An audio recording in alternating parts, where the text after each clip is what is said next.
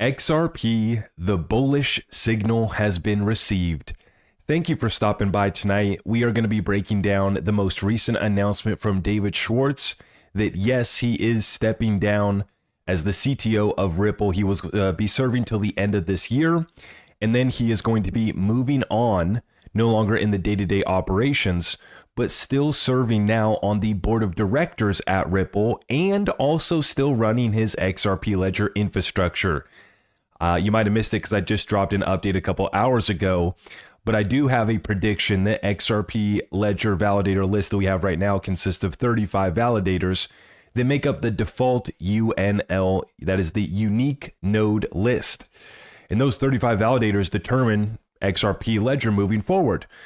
And the prediction that I dropped earlier in the response here of David Schwartz making this announcement is that I think that David Schwartz in his validator is going to be added to the XRP Ledger validator list.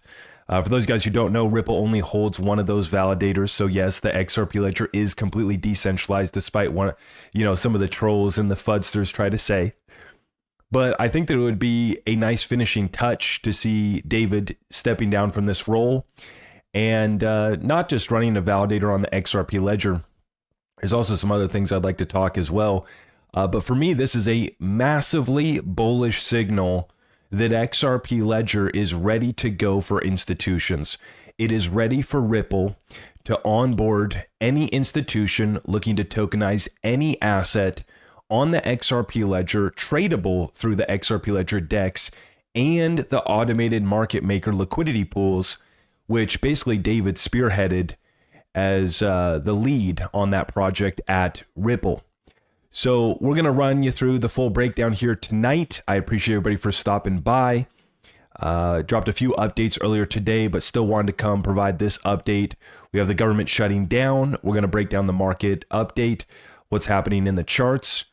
And then we're also going to talk about the signal that I think that this sends Ripple, David Schwartz, and the XRP Ledger and what this means for XRP. So without further ado, I want to get right on into the update. We have less than 2 hours till the United States government shuts down. Yes, finally. And it's been a few years since we've had a shutdown, right? And so we're going to break down what this means as we get started. As always, everything's at ZachRector.com, and I greatly appreciate your support. Let's get it. Senate adjourns without funding the bill. Government shutdown begins at midnight Eastern, less than 2 hours to go. The Senate has adjourned for the night without approving any funding bill to keep the government open, guaranteeing a shutdown will begin at midnight tonight. They will be back, senators, at 10 a.m. tomorrow. At 11 a.m., they will hold a few votes, procedural votes, and we will see how long this shutdown lasts. Now, the last time that we shut down here was back in 2018. 2018 was the last time, and what we saw was a little bit of a market impact and a little bit of volatility, but about 86% of the time, the stock market's going to finish higher 12 months after. So short-term volatility is not going to stop the overall trend, which is incredibly bullish, and especially for digital assets like XRP with real utility, ETFs going live, digital asset treasury companies, and institutional adoption. More on that later. So this is the first time since 2018. This would furlough 750,000 workers per day, costing $400 million in daily compensation. So that's $400 million in daily compensation that would not be paid. Let's run down and see if there's anything. Last shutdown lasted 35 days. So this could, get drug out a little bit. Would be interesting to watch. And I'm already calling this one the DC dance dip. Any sort of pullback that we get here is to be expected. I put out the warning yesterday in our updates. I let the Discord group know yesterday that I had set a take profit on my XRP long, just in case we did get a continuation of a bull trap rally. We went up to about 292 yesterday, and that was the bull trap right before we pull back here for the government shutdown. And I just wanted to make sure that they weren't going to extend that bull trap up. So I had set a take profit on my XRP long, just to be clear, nothing to do with my long-term XRP, all part of a trading bag XRP futures position. If you don't care about trading, you can just ignore what I'm saying. But the point being is that I was expecting, a pullback here in the next 24 hours. And it looks like that came in earlier today. We did rally back up to about 288 earlier. but we are now pulling back down, and I think we're hovering right here at about 285. So not too much market impact taking place right now, but we still have a couple more trading days here to finish off the week, and so we expect volatility, expecting downside action, and we are ready for that. The DC dance dip, I already asked you guys if you were going to be buying the dip, and many people in the comments said that yes, they will be. Now, I also wanted to ask everybody in the chat here as we get started here tonight. I was going to put a little poll in the chat, and I could probably figure it out, but I don't want to waste my time. So I'm just going to ask you guys directly instead of posting a poll in the chat. Is David Schwartz Satoshi, right, or part of the Satoshi group? That is the question of the night. So let me know in the comments down below. I'm interested to hear what you guys say. More on David Schwartz here shortly. As far as the departments, EPA taking a big hit, losing 89%, and thankfully our VA keeps 97%. What happens is they keep essential services rocking and rolling. Other than that, you're out of there. Department of Education, 87% furloughed. Commerce, 81%. Labor, 76%. VA protected, only 3% furloughed. Homeland Security, only 5%. Department of Justice, FBI, only 11%. Defense civilians face 334,000 furloughs, nearly half of their workforce.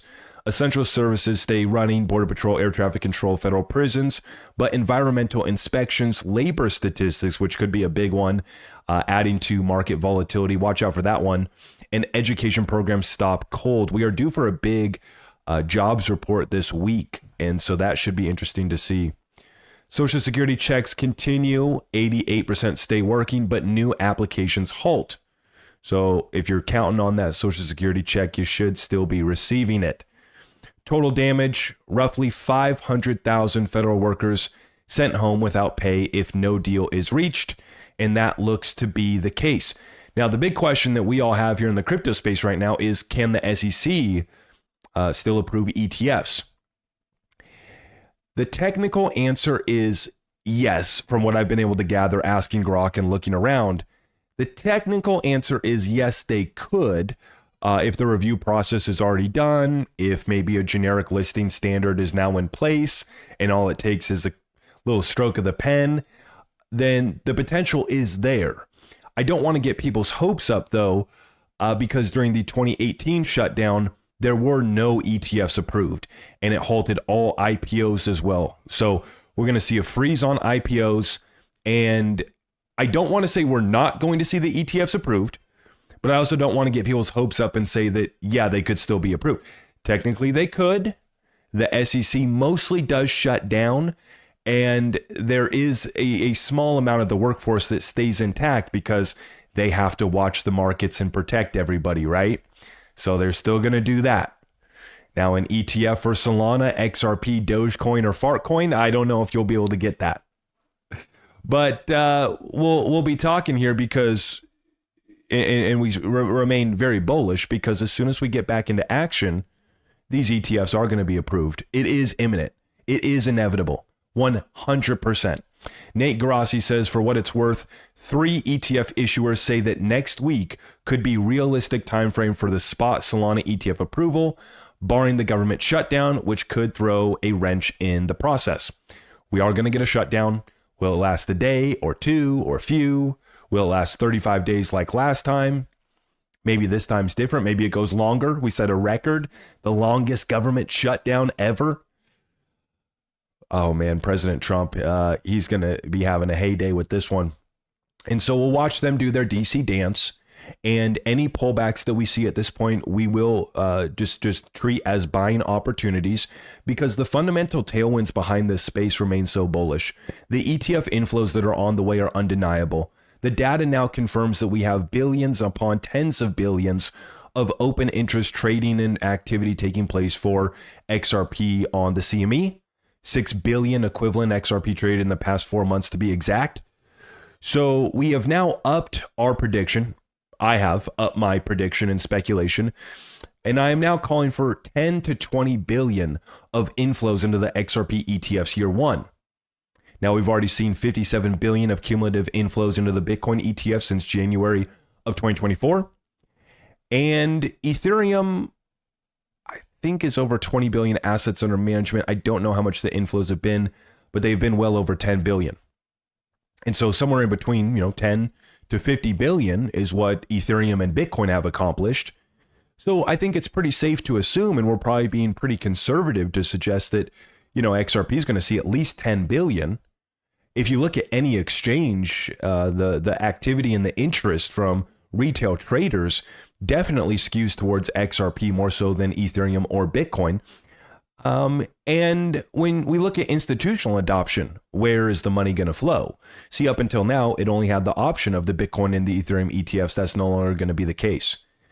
But in perfect XRP suppression fashion, many of us are probably already betting now, of course, just as we're set to be free, David Schwartz is retiring, Brad Garlinghouse ties the knot, we're ready to set sail on the XRP yacht party with the ETFs going live and the inflows pouring in, and the government shuts down.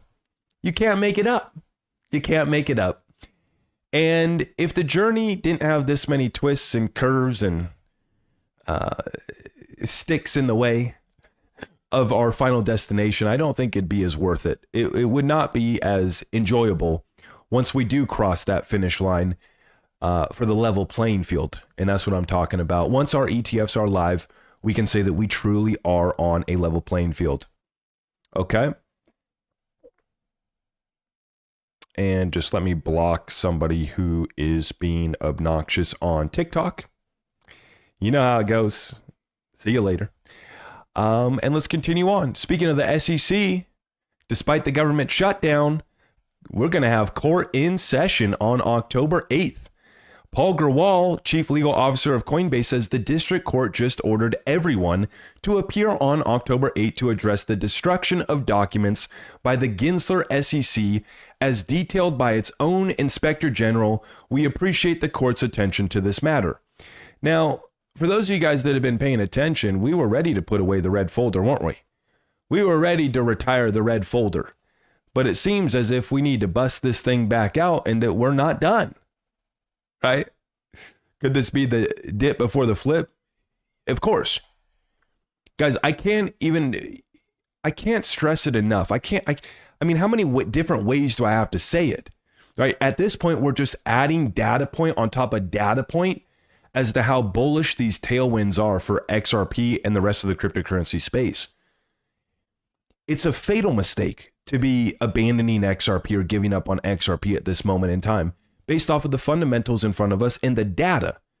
It is to completely ignore the data that we've been observing for the Bitcoin and Ethereum ETFs with real institutional adoption that Bitcoin and Ethereum aren't seeing. And we dispelled the Swift FUD. It took us 60 seconds and half a cup of coffee. Wasn't a big deal. Just like all of the XRP FUD that we see.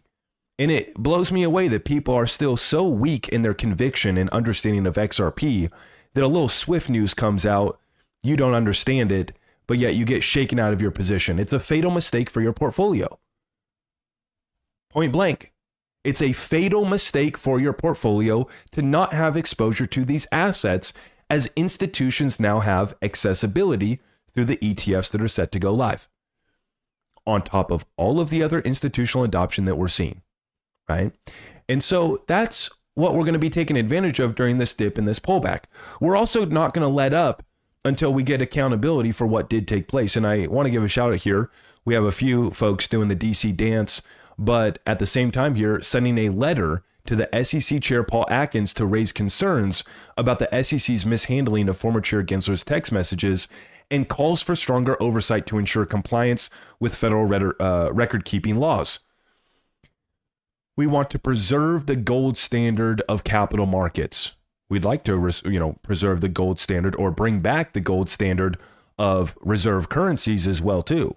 Maybe in digital form, right? Maybe a little flavor, a little splash of gold in that digital form. It's definitely there. The XRP ledger is ready. We're going to talk about how ready the XRP ledger is in 1 second. But speaking on the SEC, one more point from Eleanor Terrett. They have issued a no-action letter saying that investment advisors can use state-chartered trust companies as qualified custodians for crypto assets. Tailwind after tailwind after tailwind. and you're getting fudded out by nonsense. Now, let me be clear. Not most of you guys in the chat here with me. Most of you guys here in the chat or listening back to this stream tomorrow understand we're not being shaken out by this at all, because we knew all this was coming. The banks, the institutions being able to be qualified custodians, the gates are being lifted. The veil is being lifted.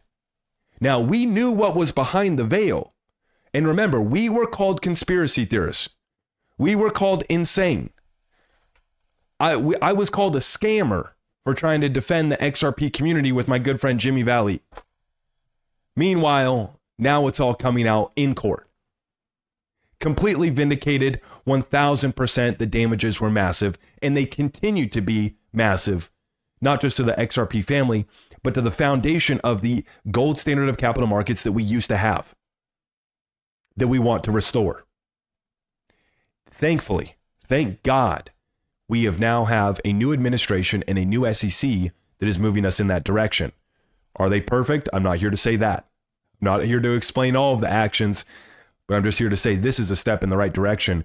What does this mean? Under the Investment Advisors Act in 1940, advisors must keep client assets with a qualified custodian, usually a bank or a trust company with national fiduciary powers. This guidance gives investment advisors and registered funds comfort that they can use a state trust company to custody crypto assets. Quote, this additional clarity was needed because state chartered trust companies were not universally seen as eligible custodians for crypto assets, Brian Daly, director of the SEC's Division of Investment Management, told me. Under this new staff guidance, state chartered trust companies can now qualify for crypto custody if investment advisors do their due diligence and deem it in the client's best interest. You are talking about players such as Coinbase, Ripple through standard custody. Remember, the New York Department of Financial Services gave the full green light for ROUSD and for standard custody and their state chartered trust as well. You have BitGo, Wisdom Tree Funds, and others will be recognized as qualified custodians. It is game on. This is a staff letter, so at some point this topic could be addressed by future rulemaking. We believe the market will benefit from having this guidance for today's products, today's managers, and today's issues. This is the difference between this SEC and the prior SEC, which was just launching war against us. Not only is this new SEC working with us, but they're taking it one step further, right? They're giving us guidance before they wait for Congress to pass the Clarity Act, Congress to pass laws, right?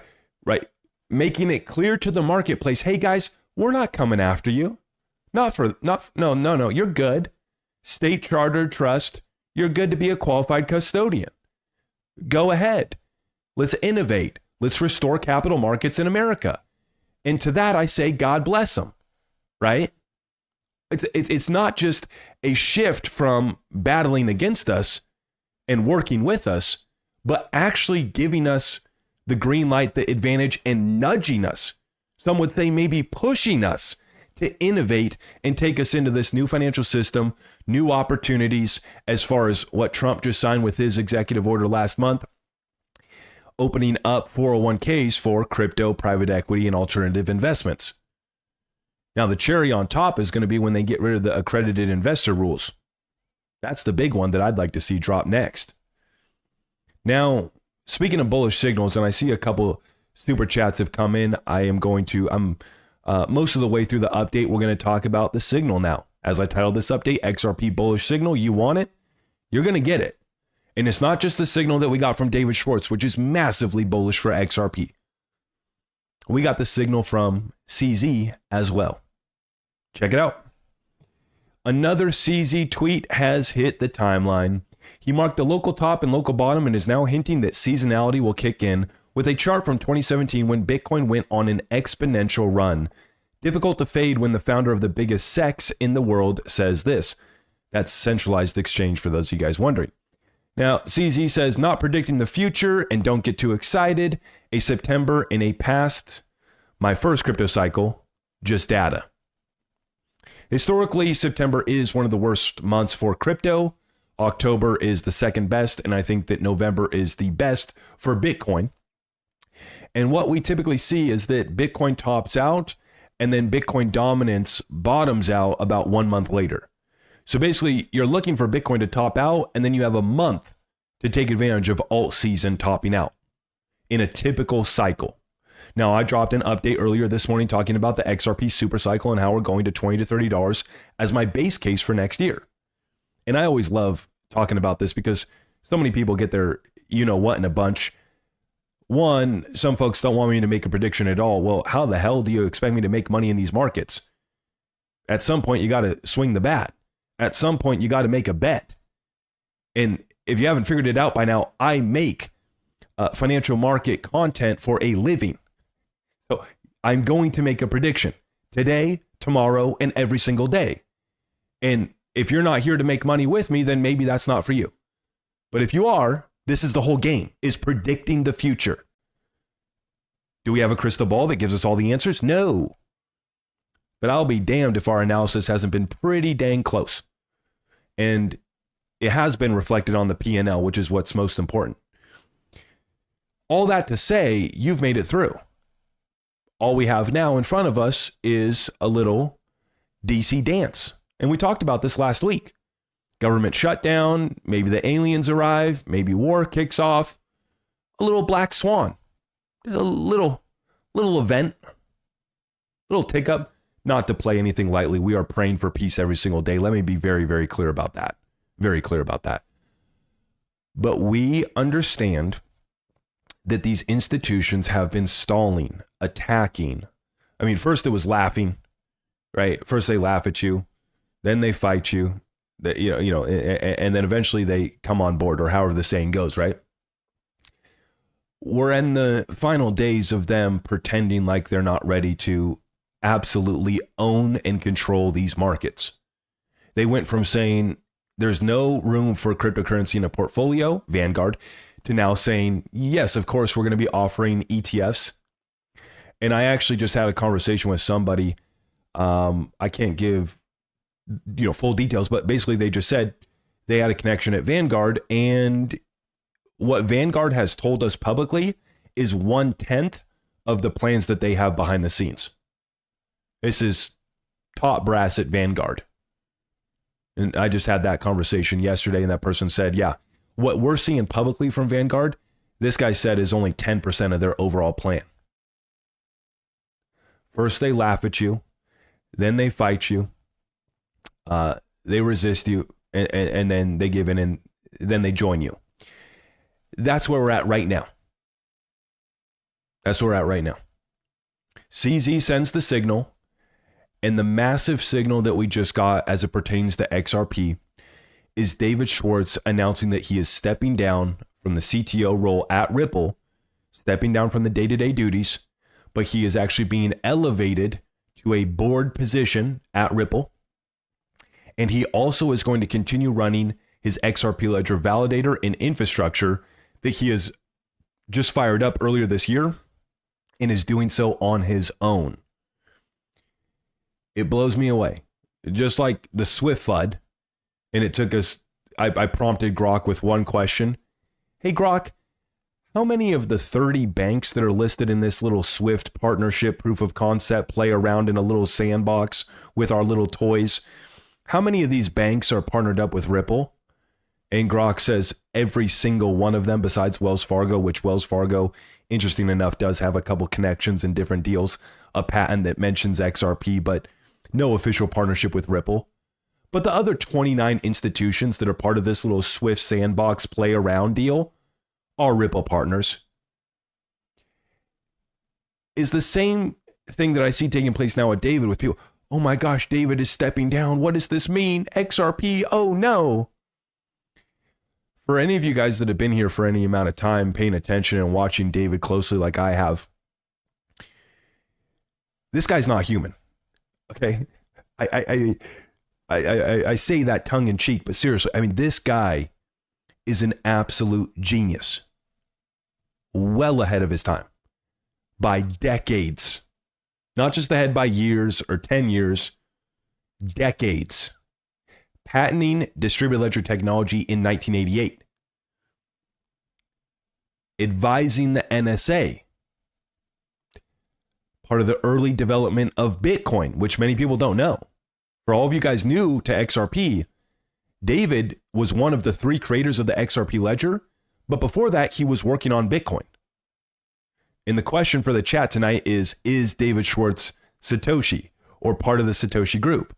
Let me know what you guys think in the comments down below.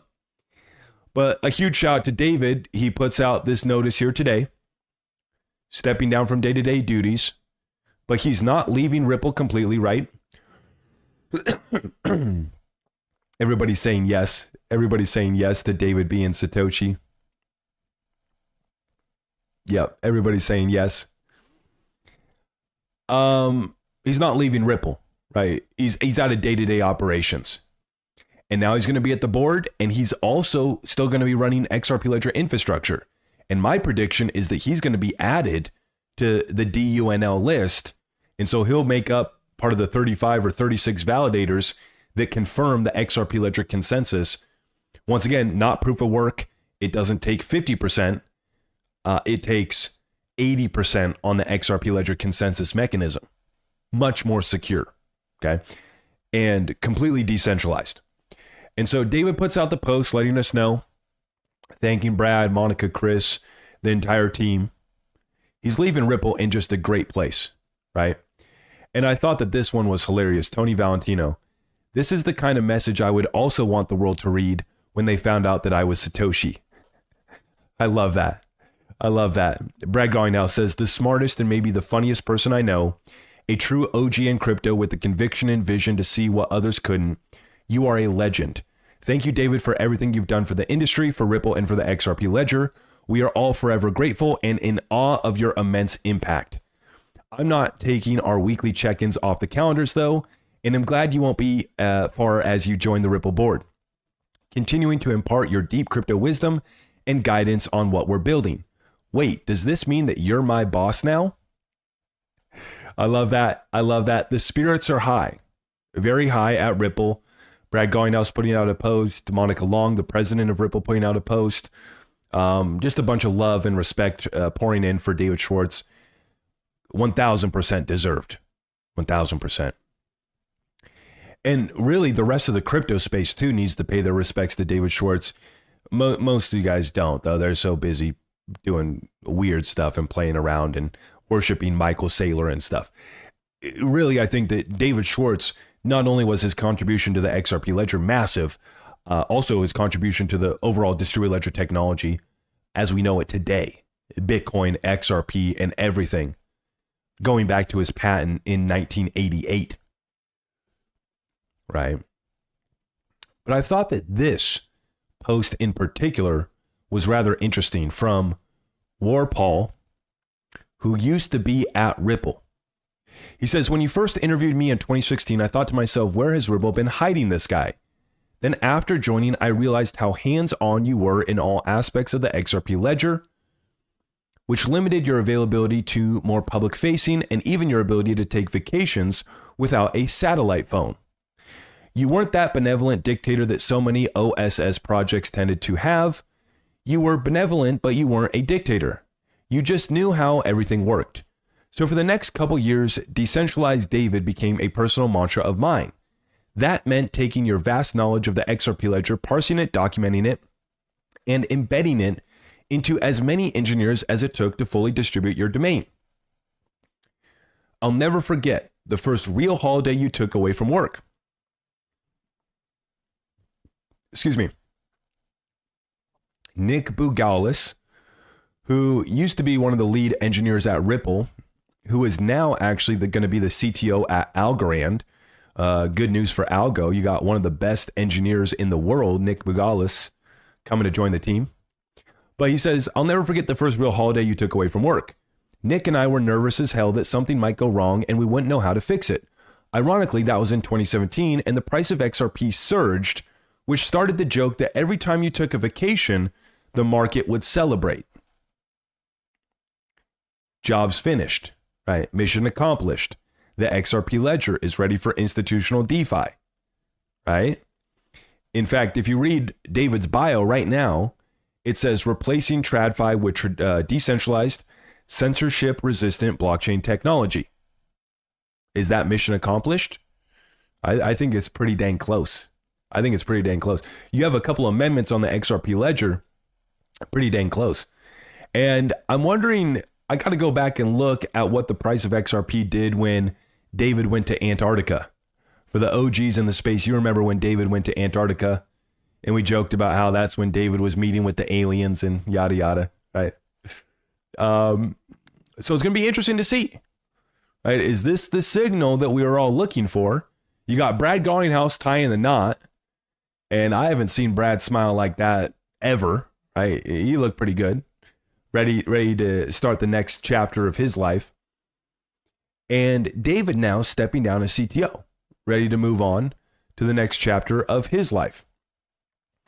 And in closing, right, he says, now as you step down as CTO, I take great comfort knowing that Ledger and you are decentralized enough for you to take the time off you deserve. And yes, the XRP market will probably rip now too. Thank you for everything you taught me. Give your wife my best, and I hope we see each other again soon. So, you know, this is the signal that I'm picking up from this taking place, is that David saw it through, getting the XRP ledger ready for institutional adoption at scale. David is the type that doesn't leave halfway through a job. David is somebody who's not here to be second best. He comes off as a very nice guy, a very smart guy, if you ever listen to him speak, but one of the most articulate developers I've ever heard speak, which is a trait that a lot of developers and engineers don't have, right? But I've never heard somebody articulate the technology as well as David Schwartz. Truly, if not the best, one of the best to do it. But like I said, he is not leaving Ripple. He's going to go serve on the board. And the other thing, the last few months I've been tinkering on the side, spinning up my own XRP Ledger node and publishing its output data, researching other use cases for XRP besides what Ripple is focused on, and more. I truly enjoy this part, getting my hands dirty, talking to builders, coding for the pure love of it, and I'm really excited to get back to that. More to come on this very soon. So I have two predictions. One is that David Schwartz node, his validator, will be added to the XRP Ledger default UNL list. Ripple publishes a list, and then the XRP Ledger Foundation publishes a list. So those are the two lists. Anybody can do it. It's completely decentralized, open source, and permissionless. So if you fire up a validator or a node on the XRP Ledger, you could publish a list. Anybody can. I could publish a list if I wanted to.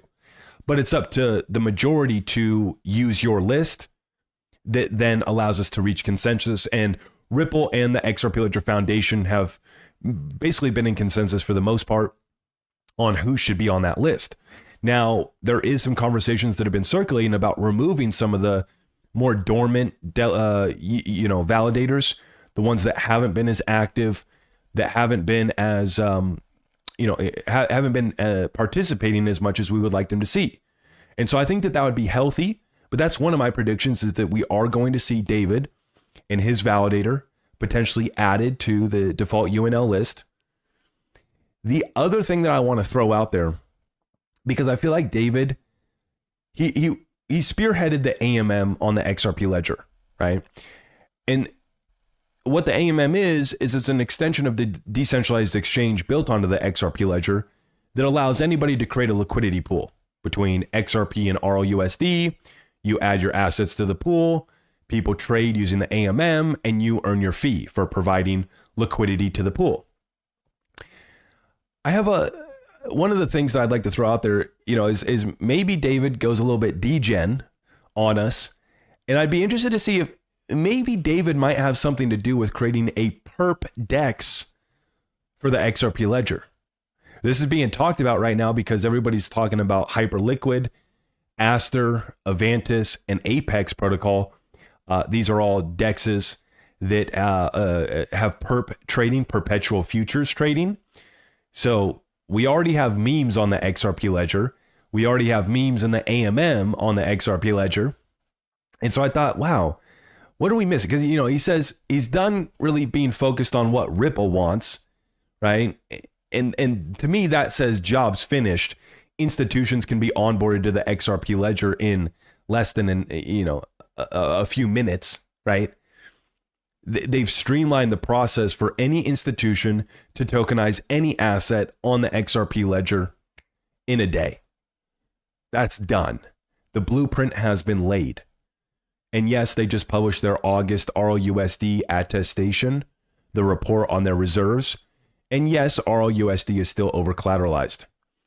But this is the other thing that I'm speculating on, is that maybe David might, I think that he wants to see activity on the XRP ledger.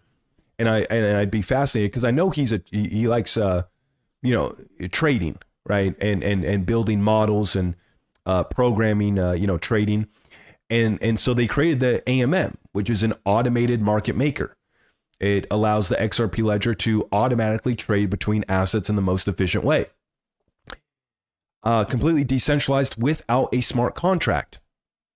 And so now I'm thinking to myself, okay, his validator is probably going to get added to the list, which will be super cool, right? Kind of a finishing touch, full circle from creating the XRP ledger, taking Ripple to the finish line, to now David running a validator in his apartment. And obviously David's not in an apartment anymore, but wherever he has his infrastructure set up at, right? I think it'd be really funny. I'm sure it's in a nice spot. I think he even said that it's in some sort of hub where other validators are at too, infrastructure like this. But anyways, I just imagine David at his compound, in his garage, running a little validator, right? I think that'd be funny too. But then I was thinking, what else could David do? And the other thing I got my eye on is a perp DEX, perpetual futures on the DEX, which would allow you to basically go long or short any token on the XRP ledger. And as someone who likes to play around with degen activity like that, I'm here for it. I don't know if that's what he's going to do. That's just part of my speculation. But in conclusion, the job is finished, right? The XRP ledger is ready for institutional DeFi. You have a couple amendments in the pipeline that are set to get approved. And upon their approval in the Clarity Act, the institutions can come in and take advantage of the XRP ledger DEX and all of its features without having to have any concerns about regulatory compliance, AML, KYC, etc. That's the signal that we just got from David. The other thing that just took place is XRP just had its highest quarterly close ever. And I know everybody's frustrated with this price action, but the thing about the levels and where we're at right now is we are holding up really well, all things considered. Basically, Q3 was a month of consolidation and downward action for most of the cryptocurrency space. And despite us, running up to 366, pulling back down to about 270 and triple tapping that level, we're still holding just shy of $3, right? And I'm laughing because I posted a couple updates today. One had nothing to do with price action, right? And yet somebody comments, how about we focus on holding $3 and then we can talk about higher prices? Like, well, my video had nothing to do with price. I was actually just paying my respects to David Schwartz, but okay, today you want to be a a-hole. That's okay, right? You're frustrated. Take it out on me. Take it out on my comment section. And please take it out on the thumbs up or the thumbs down. Take it out. Take out your anger on me. All we ask is that you drop a comment and drop a thumbs down. Please. And come on back tomorrow for another update, because I know you can't stay away. All of this to say, we just had our highest quarterly close ever. We've closed a record amount of days above $3, since December of 2024. And just the monthly closes that are coming in, this quarterly close that we just got, all things considered, a very typical, seasonal downtrend through August into September to be expected. And yet, really all it does is delay the inevitable, which is the opening up of capital markets into cryptocurrencies besides Bitcoin and Ethereum with the ETFs, digital asset treasury companies, which are going to eat up XRP supply, institutional adoption, which we now can say is ready to go completely, essentially, or just has a couple more steps to finish off, but it's there, to the extent that David can step away as CTO from Ripple. And the other thing that we've been talking about recently is the yield war. and how the yield war is going to lead to billions of XRP getting locked up in different yield opportunities, whether that be decentralized, whether that be centralized. Right? There's a spectrum, completely decentralized like Flare, all the way to the centralized offerings like BlackRock launching their income ETF or making the filing for their income ETF, right? And everything in between. And as people put a bunch of XRP into Flare, put a bunch of XRP into Axelar, put a bunch of XRP into more markets. I think there's over 100 million XRP now at Digital Wealth Partners. Somebody told me that they're up to 200 million XRP, over 200 million XRP at Digital Wealth Partners. That's the largest XRP fund. Okay. That's 200 million XRP already, right? All the way to XRP that'll get locked up in the ETFs. XRP that's getting locked up in fuzzy, pudgy penguins, Mickey Mouse memes, XRP that's getting locked up in NFTs, silly stuff, is all XRP that can't be used for liquidity. So as the true utility of XRP can begin to thrive, institutional DeFi, big open pools of liquidity, how much XRP is actually going to be available? That is the question. Now, before I get into the charts and before I get into your guys' Q&A, I do just want to plug our sponsor real quick and give a quick shout out to iTrust Capital.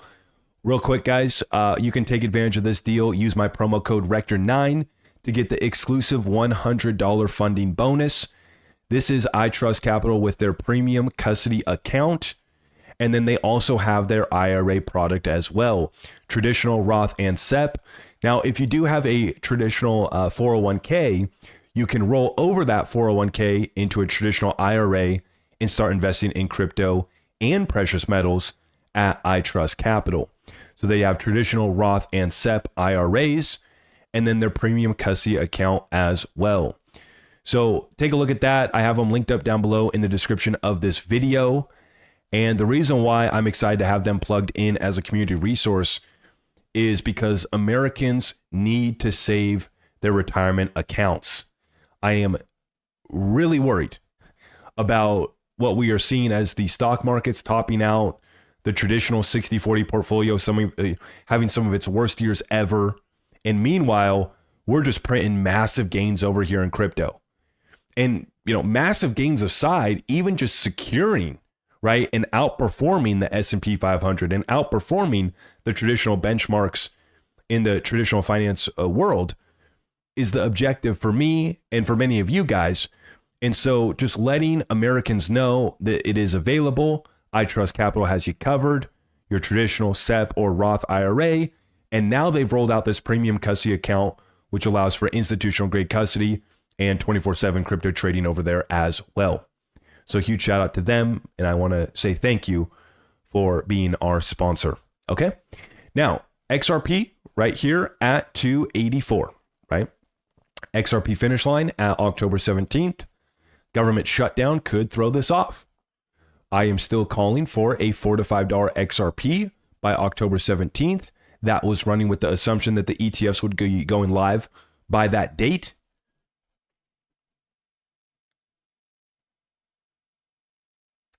And you just see XRP at its highest quarterly close ever. A lot of strength. Everybody's waiting to buy the dip. Clearly, triple tap, right? And I did mention, and I showed you guys this previously, right? Where we did a, where was it? Right here, right? It was right here.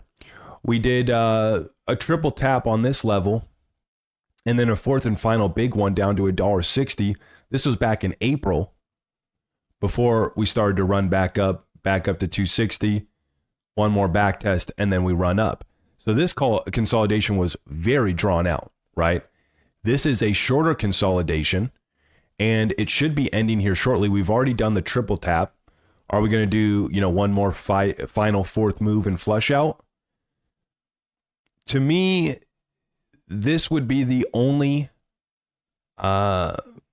this would be the final flush out before $4. Not the final flush out ever, not the final pullback in XRP's history that'll ever take place. The final flush out before a $4 XRP. You would still see a pullback on the way to $4, but I'm just talking about this buying opportunity under $3 doesn't last much longer. And I really think that we're going to hold a floor price well above the current levels that we're at once we do extend up and we get the adoption from the ETFs, digital asset treasuries, and the institutional adoption that we know is coming, that we know is inevitable. And so with that, I'm just going to continue to hold my XRP. I'm still in an XRP long, a new XRP long. I did take profit September 18th before the largest liquidation event of this year. So I saved my bags, took profit, and now we're back in an XRP long. And I just told my Discord group yesterday, I said, guys, I'll take profit if they bull trap us up to $3. And so I set an order to front run at like 298.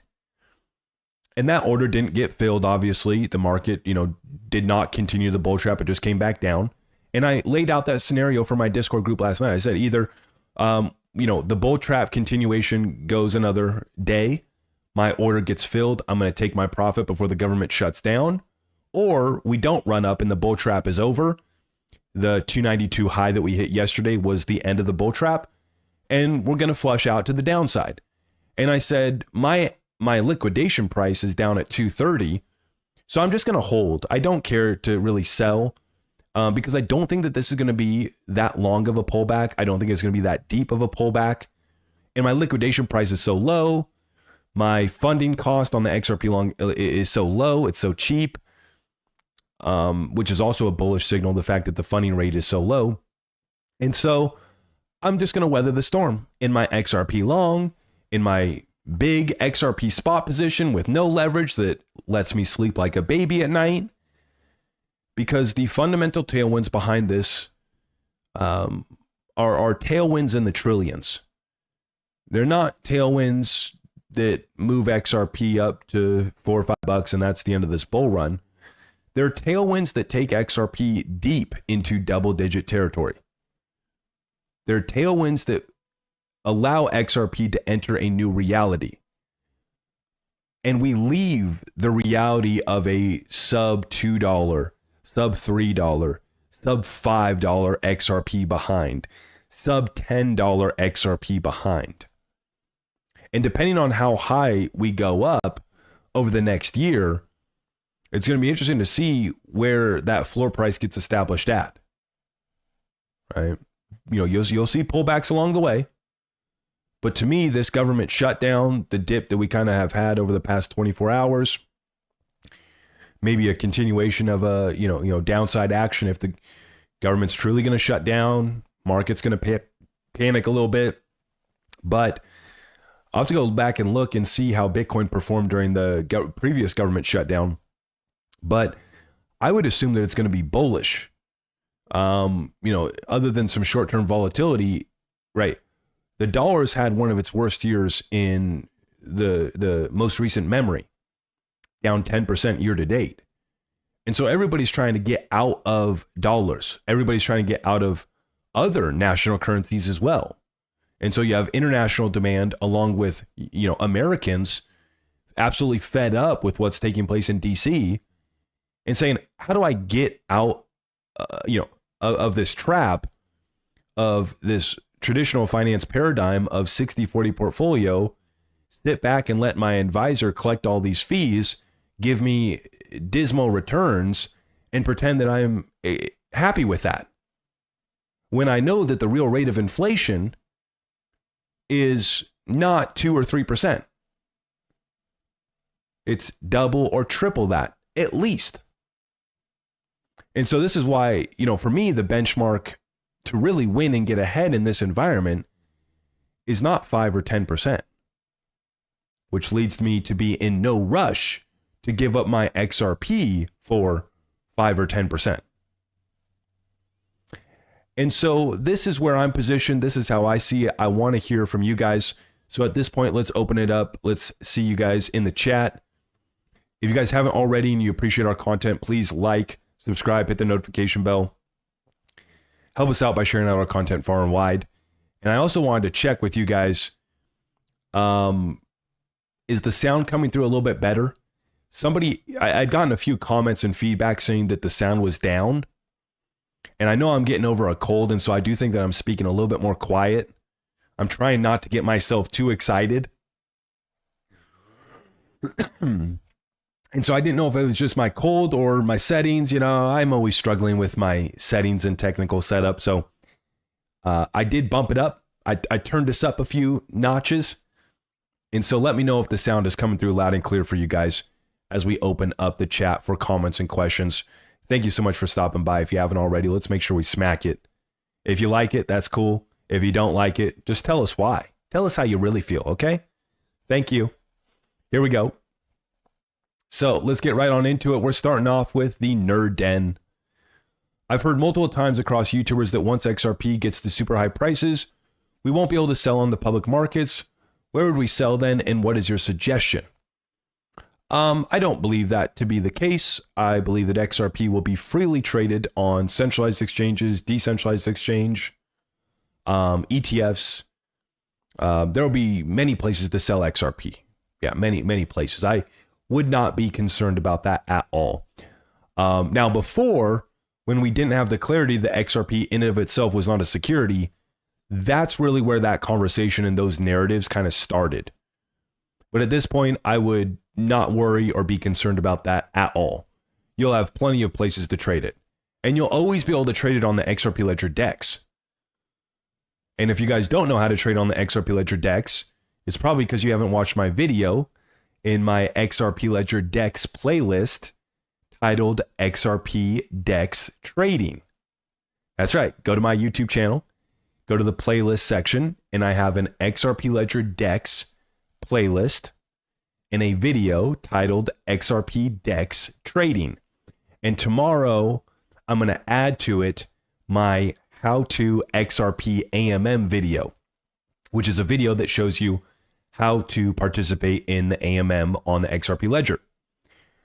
So at any point, you would be able to sell from XRP into any other XRP Ledger token on the DEX.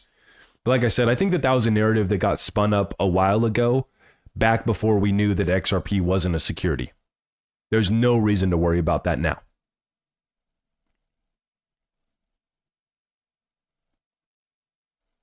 Boot the troll. Oh, which one?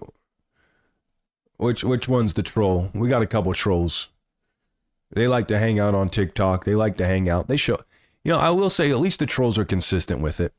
Jack J, thank you. Been away for a while. Yom Kippur in a few days, and we should see the uptrend soon after. Yeah, we got the full moon. Full moon coming in, and that's going to bring that bullish energy. I don't worship the moon. They do. Don't take it up with me. That's not what I worship. I just throw the indicator on the chart. Okay? It's important to understand. We're looking for alpha wherever we can get it. The moon, the stars, the vibe. You got to check it. You got to understand it. Don't knock it till you try it. The proof is in the pudding, or in this case, the P&L. Dennis, thank you. David, step down. Next phase. SEC change has ETFs about to launch together. Now BlackRock can come with no notice when they want, driving mass ETF issuance. The BlackRock flip of the switch is coming. Thank you, Dennis. Great point. Very important to note, guys, with the generic listing standard, this allows for BlackRock to sneak in here right at the end, right before the race is over for the XRP ETFs. And it will allow them to, sneak in here last minute, make their filing, and go live. And yeah, how do you feel about the Swift news? Go watch my video yesterday. My video yesterday addresses all of the Swift FUD. It took me 60 seconds and 2 swigs of my coffee to dispel that FUD. When you've been dispelling XRP FUD for a living for 4 years, you get the process pretty dialed in. You know how to prompt AI.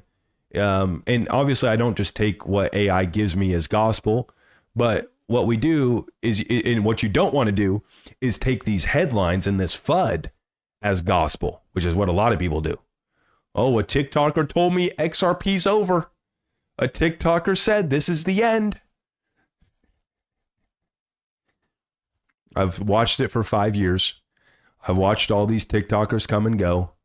I myself started on TikTok. So I make fun of TikTokers, and I like to make fun of myself too. So, if you're offended, let me know how you feel in the comments down below. Shout out to the TikTokers. I've been dealing with them for quite some time. They were what inspired me to start making content, is because back in 2021, all I saw was XRP FUD. What the heck's going on here over on TikTok? It's a bunch of nonsense, a bunch of lies. And so look past the headlines, dig a little bit deeper. And all I did was I asked Grok how many of these 30 banks that are doing the Swift Playground Sandbox trial, how many of them are partnered up with Ripple? Every single one of them, besides Wells Fargo. You don't have to dig deep at this point. You just have to know what to ask. And, every week it's a new piece of XRP FUD. And the reason why I spend so much time addressing it is for the new people. I hate to see the new people getting fudded out of their bags. New people giving up and capitulating, saying, oh, wait, I guess I wasn't right about this XRP thing. Okay. Yep. And we're going to mute this guy in the chat too. We put him in timeout. He can go play in his sandbox or whatever he plays at. Okay. We'll get these guys out of here. Get these guys out of here.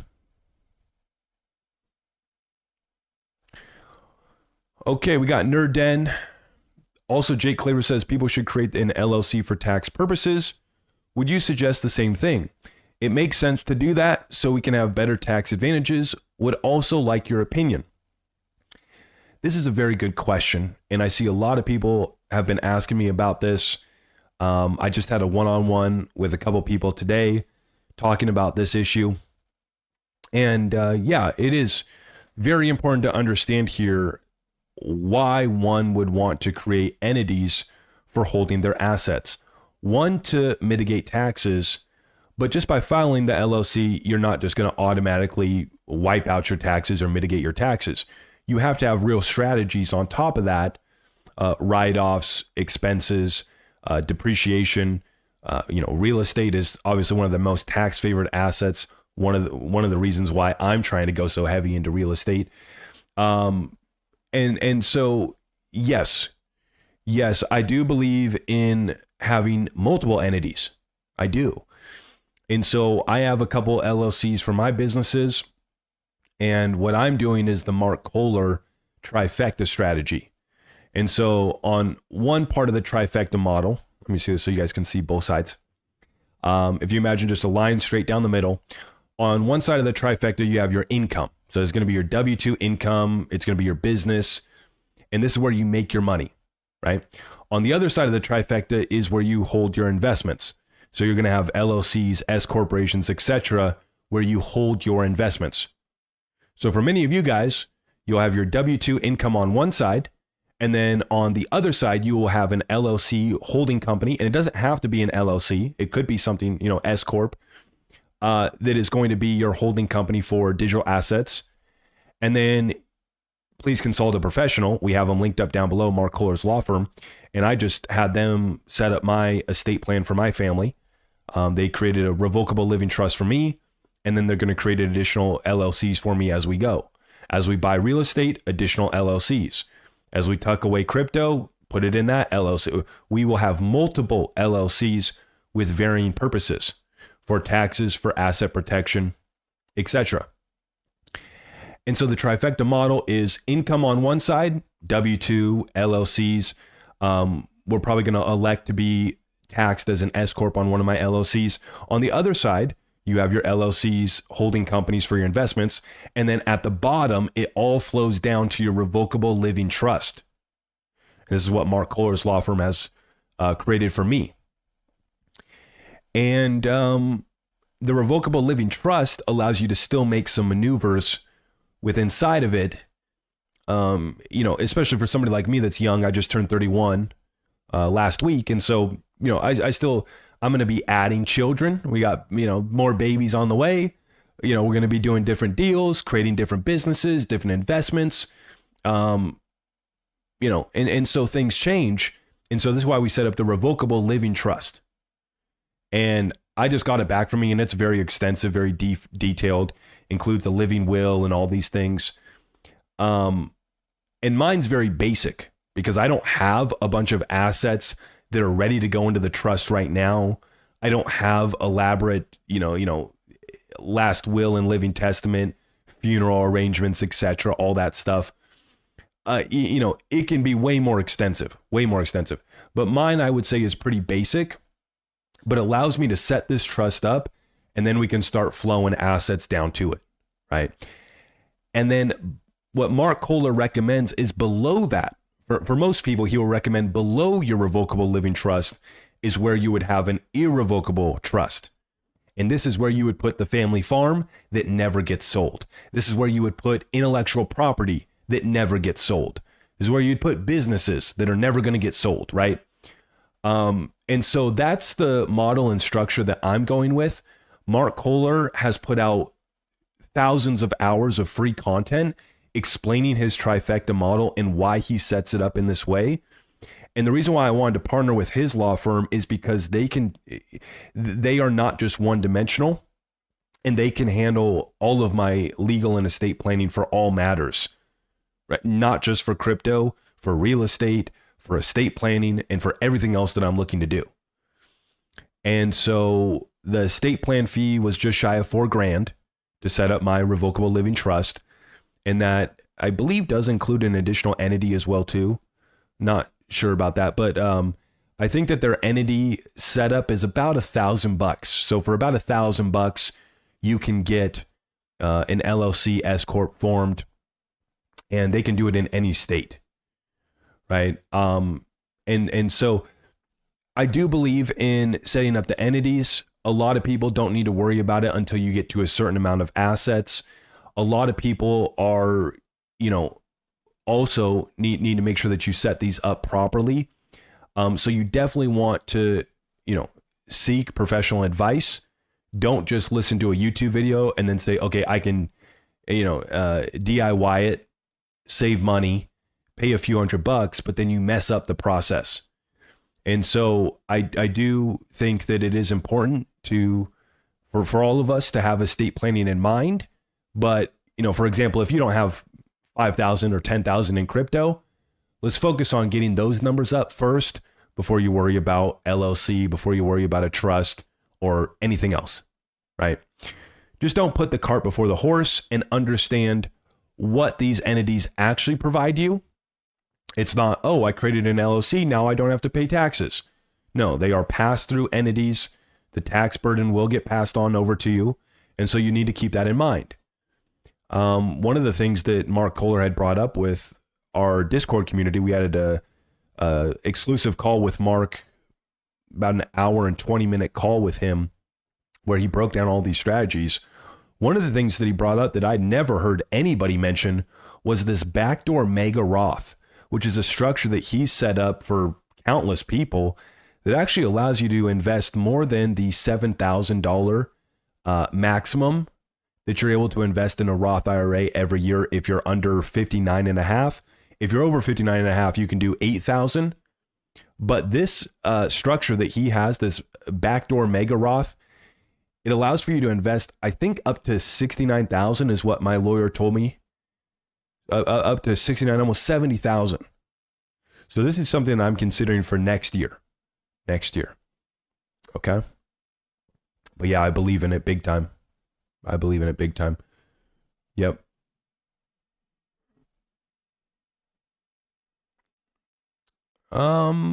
Okay, what's going on here in the chat?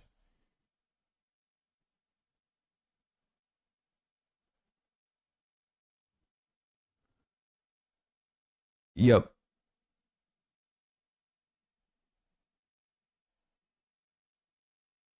Zach, do you know if the 3.5% fees at Caleb and Brown are negotiable when exiting XRP to fiat?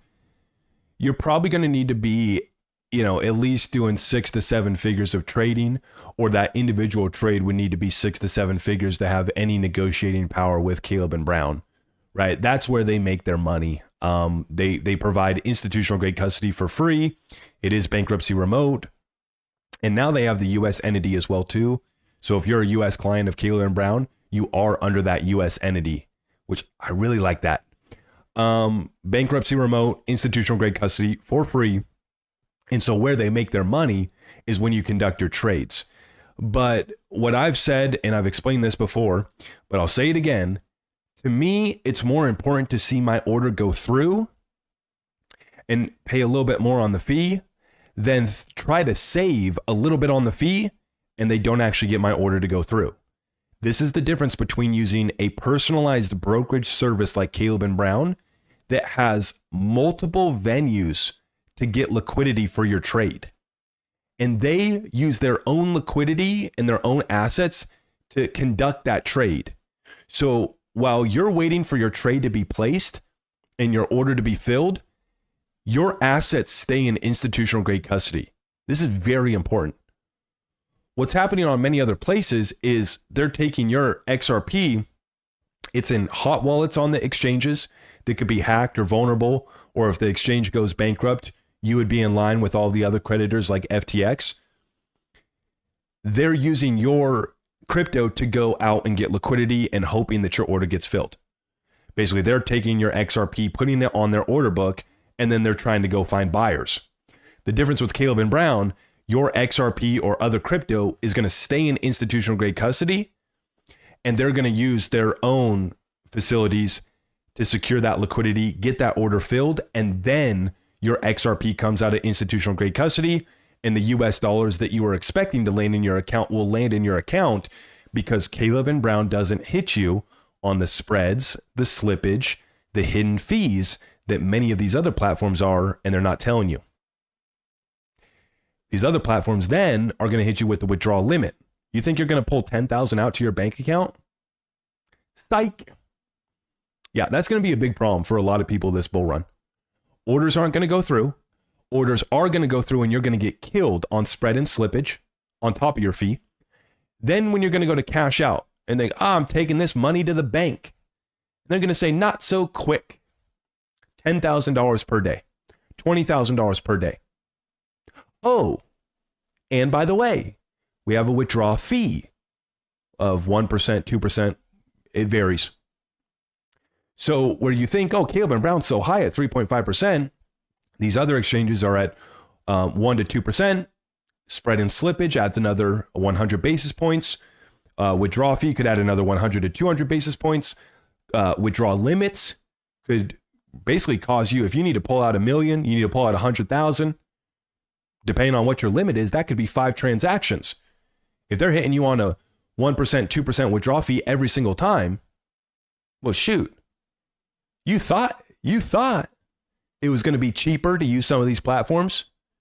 You thought that this amount of money was going to land in your bank account until you actually go through the process and then you wind up with way less. I've done this. I've tested this out myself. I sold 1,000 XRP on Caleb and Brown, Uphold, and Coinbase. So I could see for myself. It was shocking, the difference. And this is why I say I like to have my options open. I like to use a couple different facilities. And the difference between Caleb and Brown is that they can source liquidity from multiple venues, unlike when you're on an exchange which only has their order book. If you're on Joe Blow exchange from some random country, you're relying on their order book of, it could be very thin. It could be you and a couple thousand degens that are using some random offshore exchange that you're VPNing into. That order book's trash. That order book's a joke. And that's where a lot of people are going to get themselves in trouble. But the exchange told me my trading fees were only 0.5%. Yeah, they're not telling you the full picture. And that's why I appreciate Caleb and Brown. 3.5%, it's a fee. I've come to, as you live through life and you pay for professionals for services, you're going to pay fees, right? So you get what you pay for is basically the answer. And for those of you guys that are looking to add Caleb and Brown as a venue, I do have them linked up down below. The other one that I want to mention is that Gemini, I have started using my XRP credit card. I've been swiping and tapping and starting to earn XRP back. So that has been awesome. And then I didn't even realize too that for my referrals, when you guys use my link for Gemini, I thought that my referrals were paid back in dollars. They're paying those back in XRP too. So they just paid me out for the credit card referrals that we did. And I wind up with a whole bag of XRP over here. Thinking, well, this is great. Now I can just, keep this XRP tucked away. So all that to say, when you use my affiliate links, thank you for supporting the channel. Thank you for supporting the cause. And I'm always just here to provide community resources for the community. Of course, we get compensated. It's a way that we make money, of course. But I want everybody to be aware of what your options are, the good, the bad, and the ugly, right? And so that's why I like to tell you my experience. I like to tell you what I'm seeing. I like to have, guests from these companies on my show so that we can ask them directly together. And the best part is that all of these guys are coming to service the XRP family. They're all competing for our business. And Uphold is actually going to be launching their card as well too. Still don't have the details on the card, so don't ask me for the details on it yet. It's coming for America. I don't know if it's a debit or credit card. I heard that it was just a debit card. And I heard that they were only allowing people to access it who were doing direct deposit with them. I don't know if that's true, so I don't want to speak on it too soon. More details to follow. But to reiterate my point, they're all coming to service the XRP family.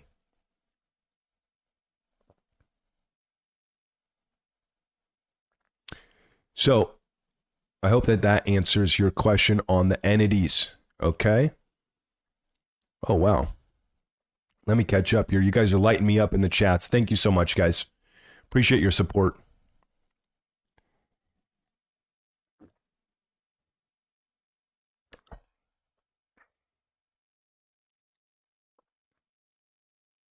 Dennis says dinner with Zach, nothing better.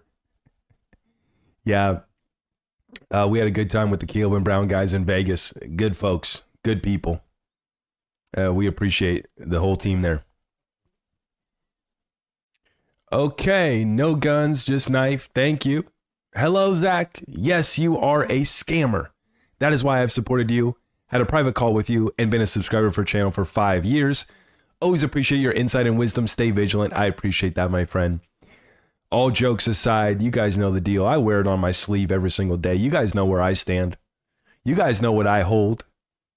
If I go long, I'll let you know. If I go short, I'll let you know. If I think it's a crap coin, I'll let you know. And I think there's a lot of crap coins out there. I think that you guys got a lot of crap coins, to be honest. And I say that because I know I got a bunch of crap coins too. God willing, we'll be able to offload these for a profit here shortly. What the heck? Thank you for the 589. Doing what I can to support. Love this community and appreciate the content, Zach. Let's stay low and build together, fam. God bless you. Thank you. Thank you. Okay, Mrs. Claus. Hey, need to move my personal XRP and put it in my corporation. Coinbase rejected my corporation because I'm not open yet. I Trust Capital doesn't do corporation. And Jake's company charges a lot. Where can I put it, then transfer to a corporation? Yeah, so this is something to keep in mind and why you're going to want to establish these things, get bank accounts, get some livelihood to your entities so that they get respected at financial institutions and exchanges. You can't just walk up and say, oh, I created this LLC yesterday. It's for this purpose. Are you ready to do business? Most bankers, most exchanges are going to tell you to, no, thank you. Because they don't know what your business is, right? They don't know what's going on. They don't know what the deal is here. And so I do know that Caleb and Brown does allow you to use your entities to use their platform. I know that Uphold also has business accounts. Coinbase does, but it sounds like they didn't accept it. And so, without seeing how you set up the corporation, whether it be an LLC or whatever it is, without looking into that and seeing what maybe you could do differently there, assuming that it's all square and straight, you might just need some time under there. You might need to get it funded. And I guess that's probably what you're trying to do right now. I would call up Caleb and Brown and see what they can do. I would call up, you can't call up Uphold, but you could try to set up one at Uphold as well. And really, yeah, with Digital Wealth Partners, they have their minimum. And so for a lot of folks, they just can't meet that threshold. So that's why I say, we like to mention a few different options for you guys so that you see what is all available for the community. But that's a couple things to keep in mind. Just make sure that you set up the entity properly. If you can, try to establish a relationship, get a bank account. This is something that I did years ago with my media LLC. I created my media LLC before I even started making content. And then it wasn't until about 2 or 3 years ago that I created a bank account for it. And I still, I have an account set up for it at Caleb and Brown, but I haven't created accounts at any other exchanges for mine. But mine has enough track record and flows and history to it that I can get loans on it. I can use it freely, essentially. But that can take some time to season it. Assuming that you did it properly. Yeah, you have a couple different options there. I know that Caleb and Brown, nobody has the personal touch that they do when it comes to working on a personalized brokerage service setup. And so I would give them a call and see what they can do. Yeah. Shouldn't be a problem though for you with them. Okay. Great question, Mrs. Claus. Thank you. Josh, when do you think that we will be able to custody our XRP with institutions and use it as collateral to borrow against it? Well, I know that Digital Wealth Partners has something there. I heard Jake mention that the rate now is 13%. Last time I talked with Jake, that was a month or so ago. He had said that it was about 15 to 16%. It's like 15% and a 1% origination fee. So maybe that's come down a little bit since then. The terms were about 12 months. So I know that is live now. That should get better too as interest rates come down and as platforms are more willing to work. But as far as institutions allowing you to use your XRP as collateral, that process should be completed in the next 12 months. I think it's going to happen sooner than that.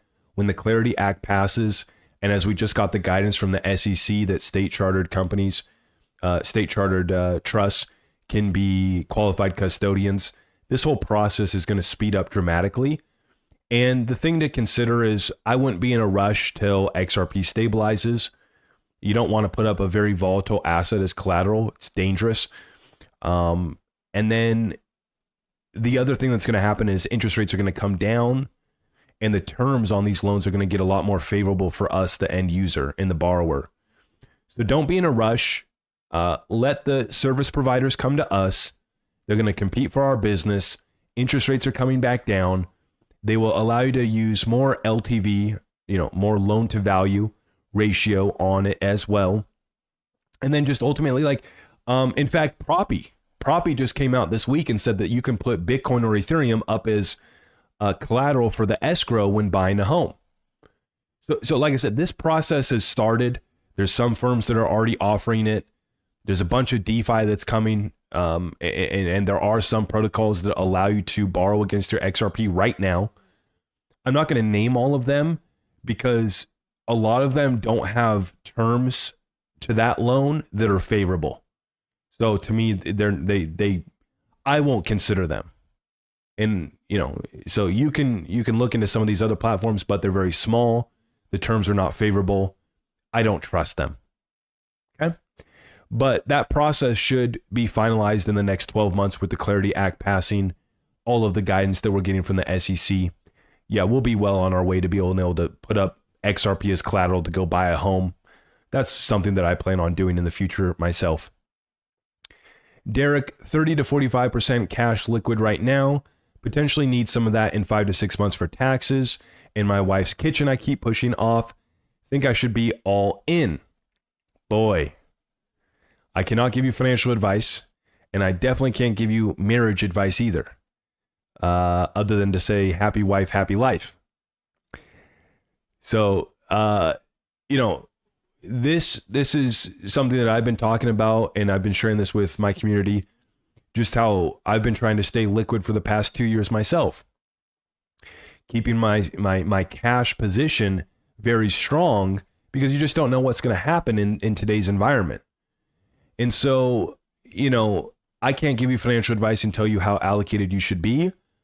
I can just explain where I see XRP and these cryptocurrencies going. And as I've mentioned, my base case for XRP is 20 to 30 bucks by next year.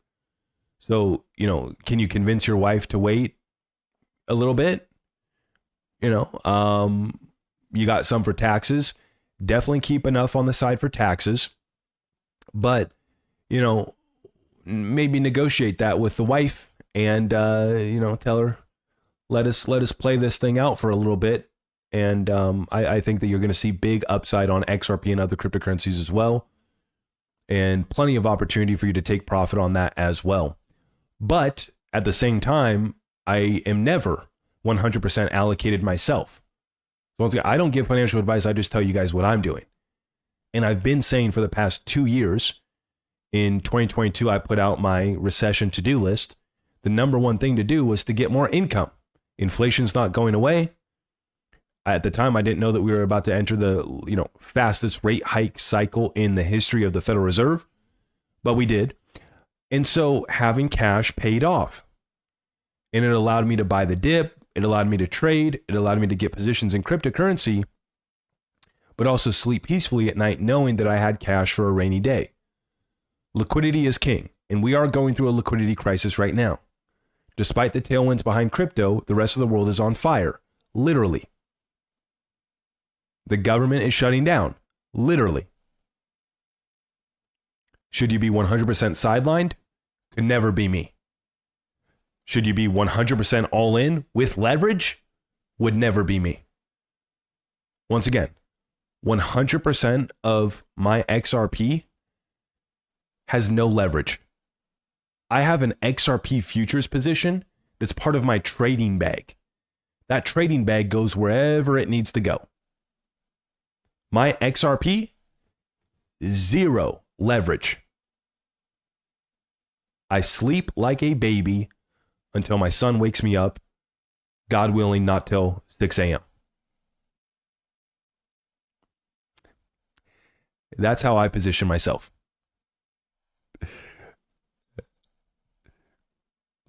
Good question. Beercoin, correlation between government shutdown and new rails? Yeah. You just look, Trump, he's trying to roll the Federal Reserve into the Treasury. He's trying to disrupt. He's trying to cut off a lot. Yeah, I think that there is a correlation. Absolutely. I don't think that he's concerned one bit really about going into that shutdown. And they're going to be playing politics. It might last a few weeks, but they're all ready for that new system, getting their ducks in a row. From Wall Street to the President of the United States, they're all getting ready to roll out that new system.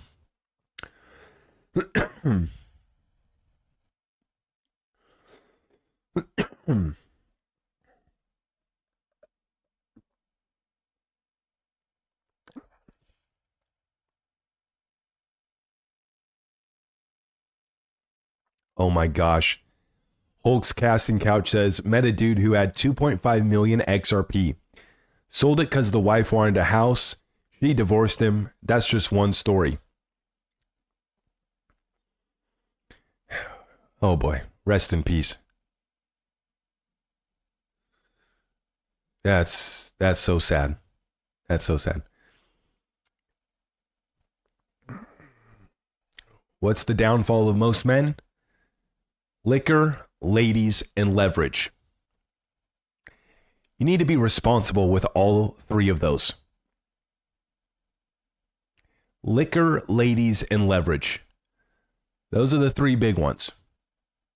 Stay responsible. And my only advice I'll give you is make more XRP babies. We need to grow the XRP family. I'm trying to do my part. Shout out to my lovely wife for helping me. We need more XRP babies. And we need them now. Okay? So make it happen. I can't give you financial advice, but make some XRP babies, okay? Thank you. Zach, when do you think that we're going to start to see a move up? Because I don't know how much more I can take. I'm ready to stop buying. And that's the thing, you know, look for other opportunities, right? If you're happy with your XRP bag, that, you know, that's me, right? I've been done accumulating XRP at, you know, I stopped buying while XRP was still under $1, right? And so now I'm just accumulating more XRP from trading XRP meme coins. I'm making more XRP by swiping my XRP credit card, earning XRP back. You know, I make more XRP. If you guys use my affiliate links, you know, Gemini's paying me out in XRP.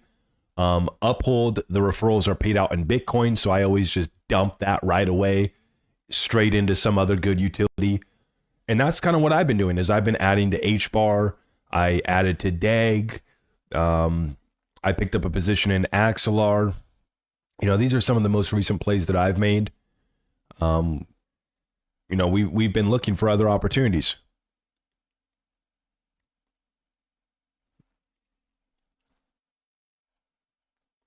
Somebody said working on it, Zach. That's good. That's what I like to hear. Solidify said, what XRP credit card? That's right. Got it linked up down below. Find the link for the Gemini XRP credit card. Go take advantage of that. It only took me about 1 minute to get signed up and approved. And so now I got my card activated. I'm swiping and tapping and earning XRP back every time I use it. And you could earn your rewards back in other cryptos if you want to as well. But obviously all of us want more XRP. So Mrs. Claus, thank you for the info. Okay, so I know tomorrow is a big day for the possible government shutdown. I think you bought a bag at 271. Guesses on another low or resistance level with or without the shutdown. Yes, Mrs. Claus, good question. I added to my XRP long at 271. So I didn't buy XRP spot, right? Just trading dollars for XRP. But I added to my XRP long position, which is a futures contract. So I'm in the perpetual futures contract on Coinbase right now. I did have an order set at 271 and it did get filled. And so it brought my average entry on my XRP long is at 284 now. Now, the XRP long that I had amassed starting back in July, rolled it over to the August contract, and then I rolled it over to the September contract. Now, that one I sold off on September 18th, right when I thought that the market was going to break down. That was at 308. And the average entry that I had on that position was 292. But it took me a while to take my average because my first buy on that XRP long was above 240. And so I just kept buying the dip. Sorry, 340. I started my XRP long in July at 340, thinking, okay, this is it. We're going to $4. Market makers do what they do. And I deserved the punishment. You know, that's the difference between me. When I get smacked up by the market makers, I tip my hat. I get back up. I reload. And then we start sending shots down range again. Just like my mentor, Dan Pena, told me. Run towards the gunfire and take out anybody in the way. I know that we're up against a cabal market maker group that's coming to take us out. It's kind of a fun game for me. It's a dangerous game. But a position that I started at above 340, I kept buying the dip, buying the blood until I got that average entry down to 292. And then I took profit at 308 before the liquidation event. And then I've now re-entered. And then I bought the dip at 271 recently, bringing my average back down to 284. So took profit, lowered my entry on the new position. This is how I hedge and then leverage my positions in crypto by using the futures contracts. Not recommended for new people. If you don't have time to trade, if you're not willing to learn, 9 out of 10 traders lose money. So I'm not recommending this for anybody. Okay? But yeah, just to clarify, yep. And as far as levels, 270 should hold. I said this to my Discord group, and all jokes aside, this is how I feel. You need a big catalyst, a big, a bomb has to go off is the exact words that I used to my Discord group.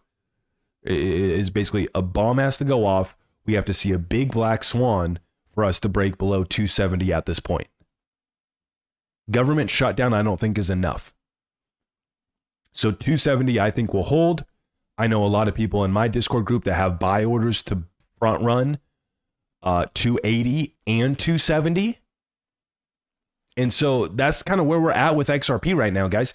And this is why I like to share my trades and how I'm doing this, because if you're not trading like I am, that's fine. But if you're just looking to accumulate XRP, and maybe you're one of those people that came in late to XRP and you literally just bought the top. You bought XRP at 340, 350, 360. I am living proof, and what I've now been able to show is how you lower your average entry by staying with 100% conviction and strategically buying the dips in the blood in the street. Now, I wouldn't have been able to do that had I gone all in with all of my chips at 340 when I first entered my position. But I never do that. I always keep extra liquidity and margin on the sidelines so that I can't get liquidated and so that I can buy the blood in the streets.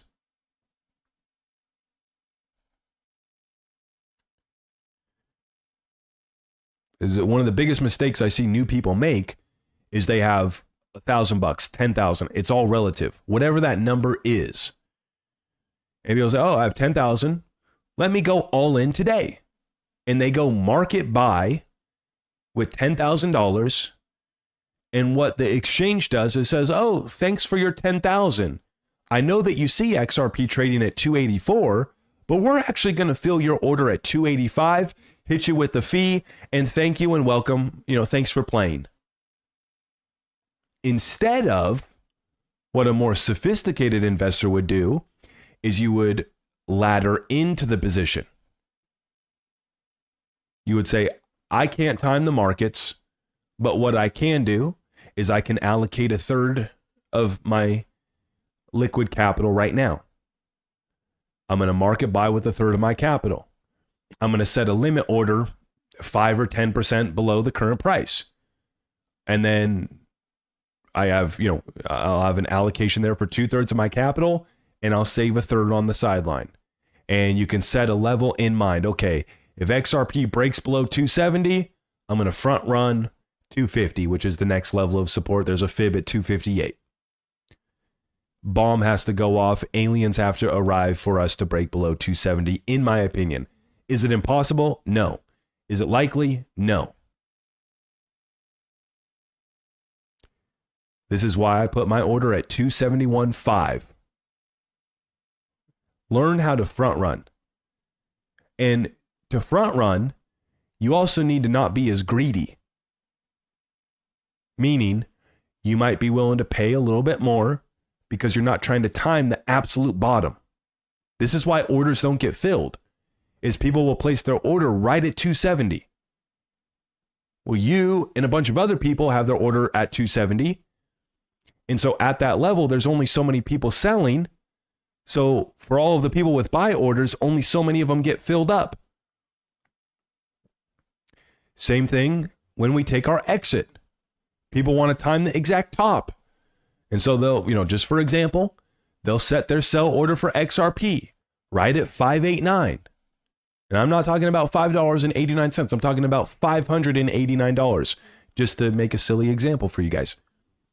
Instead of, a more sophisticated way to do it would be to say, okay, I know that 589 is the meme in the XRP community, And so I'm going to set my target at 588. Let's give you a more realistic target. XRP is going to $10. A lot of people are going to set their order at $10. Wait for it to get filled. And it won't. Because as I've been warning, me and many other people are going to have our orders placed below that. Now, I'm not talking about my orders at, $9. That's not a level that I'm selling XRP at $9. I have no orders at $9 right now. But I'm just giving you the example, right? That a lot of traders, a lot of people that have been in this market, they're going to set their orders at $9. They might even set their orders below that. Like I said, you got to be less greedy to front run. But front run is how you secure and get your order filled versus get caught holding the bag because you wanted to tick the top of the chart perfectly. And I've done this myself on both sides. Looking to buy the absolute bottom of the dip. Orders don't fill because we never go that low. Psychologically, you're filled with FUD. Think of all the people that have been saying XRP is going to 240. I can't wait. If we never see 250, 240, holy. Now, I don't want to celebrate victory yet. God forbid. I don't want to jinx it. But there's a lot of people, a lot of traders, a lot of gurus, and just a lot of TA people that have been showing that, yeah, you have levels of support underneath that, of course. But I'm talking about the people that have been adamant, that let their ego shine. XRP has to go back to 240. They're the same people that when XRP was at $2, said it had to go back to 80 cents. Those people are now gone. I never see them anymore. And so, like I said, don't be so greedy. Front run levels of support, front run levels of resistance when you're selling. Right? That's how I play it. And I just like to keep it real with you guys. Now, we have a couple more super chats here. Okay, what the heck? Signed up for my Caleb and Brown recently, and my broker told me I'm heavy on the alts. Suggested I expose my portfolio to Bitcoin and Ethereum. Thoughts? I'm going to have a talking with these Caleb and Brown guys. I'm going to ask them straight up. Why you guys keep on trying to get us to invest in these crap coins? Bitcoin and Ethereum? Why are you guys trying to get us to hold this crap? No, they're there to service you. Okay? So I don't ask my broker what I should do. Now, if you ask your broker what you should do, they might tell you, right? They might be in a position to tell you, and you can decide to take their advice or not. I don't have that conversation. My broker is Jake Boyle, and Jake knows where I stand. And so, we don't have that conversation. But if you ask them and open it up, a lot of these guys are, they're, macro crypto guys, broader crypto portfolios. We are outperforming that. Point blank, period. Now, does that mean it's bad? No, it just, people play this differently. But at the end of the day, you tell them what you want to do and where you want to allocate. So it's just like why I tune into Bitcoin spaces, because I'm hoping and praying that at some point the Bitcoin guys will grow up, stop the tribalism, and actually uplift this space on a level playing field. And I'm still waiting for that to take place. But sometimes I like tuning into them just to see where they're at in their mindset. Ethereum, by the way, I just thought of this. Why do I never see Ethereum spaces taking place? I see Bitcoin spaces every single day. And I don't even follow Bitcoiners. I'm sure if I followed more Bitcoiners, I would see even more Bitcoin spaces. And maybe I don't see any Ethereum spaces because I don't follow anybody in the Ethereum world. But have you guys thought about that for a second? There are XRP community spaces, multiple, every single day. And when the market heats up, I was watching it, towards the end of last year, November, December into January, when it was hot, there would be 3 to 5, sometimes more, XRP Twitter spaces at once. Like all the time. Middle of the night. I'd look. What the heck are these degens doing in a Twitter space talking about XRP meme coins in the middle of the night? I check Twitter on Christmas. The degens are talking about memes on the XRP ledger. I think to myself, well, God bless them. At least they're, keeping the momentum going. They must have finished their Christmas festivities or don't partake either way. At least the XRP community is being represented. But I just thought of this. Maybe I'm just not following the right people. Are there Ethereum Twitter spaces? I never see them. Maybe I'm just not in the crowd. I didn't get the invite to those ones. So many spaces because the XRP army is strong, and that's the point. Yeah. The strongest community, the only one that compares, is the Bitcoin community.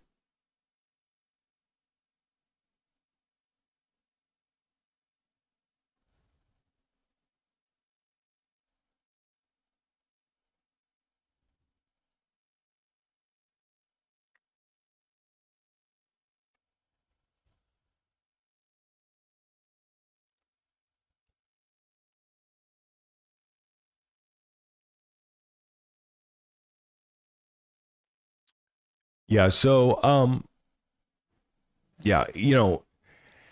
as we talked about earlier, I just saw somebody comment on David Schwartz too. To me, as I titled this episode, the bullish signal has been sent. David Schwartz has finished his job at Ripple as far as getting the XRP ledger ready for institutional DeFi. It's all ready to go. We have a few amendments that are set to get passed here in the next few months. That will finalize the process with the Clarity Act. And then it's game on like never before for the XRP ledger. You combine it with the fact that he's still going to be serving on the board of Ripple, so he'll still be steering the ship, and he's running XRP ledger infrastructure, so he's not abandoning the XRP community at all, right? So to me, this is a bullish signal. Job is finished. Combined with the ETF tailwinds, the digital asset treasury companies locking up XRP supply, the institutional adoption locking up XRP supply, the retail DeFi, and even centralized offerings that are locking up XRP in the hundreds of millions for now, and eventually it will be billions. This all leads me to continue being as bullish as ever on XRP, holding on, to my base case of a $20 to $30 by next year. And that is me remaining very conservative so that you guys don't try to crucify me when we hit $19, when we hit $29, and you guys tell me, Zach, you said $30. Yeah, I'm worth millions of bucks now, or I made a bunch of money, but you said $30.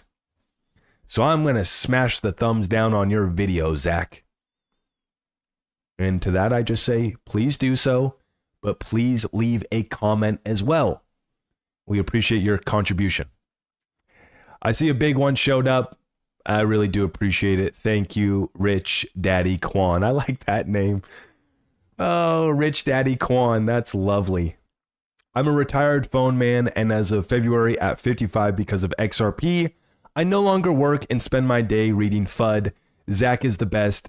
Now is not the time to be scared. That's what they want. Government shutdown looming, and crypto market cap is down 0.31%. Come on, we've seen worse. That's how it's done. That's what the XRP family has been doing. For 4 years, we were in a lawsuit. We've been battling getting this ETF going live. One more government shutdown to mix it up and shake out the weak hands. I tell you, our community is going to be buying it all up. So if you want to give it up, we'll take it. Happy to do so. We see what's coming our way. Rich Daddy Quan. That is a great way to end the episode here tonight. Thank you so much, everybody, for tuning in. All of our community resources are at zachrector.com, or we got quick links down below in the description of the video.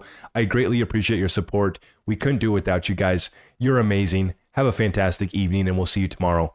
God bless you all.